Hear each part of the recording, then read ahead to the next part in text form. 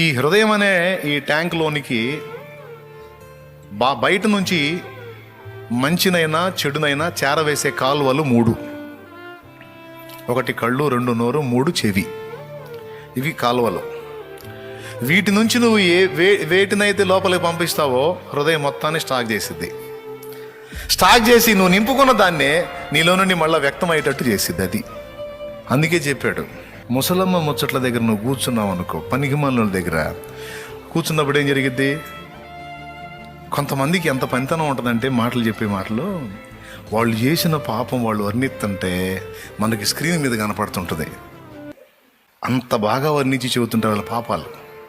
మనం కూర్చున్నప్పుడు ఫస్ట్ ఎక్కడికి పోయిద్ది? చెవి నుంచి తల మనసులోకి వెళ్ళిద్ది. అక్కడి నుంచి హృదయంలో స్టోర్ చేసుకుంటుంది. నువ్వు ఏదన్నా పంపించు, తీసుకుంటుంది, హృదయం తీసుకుంటుంది. కళ్ళ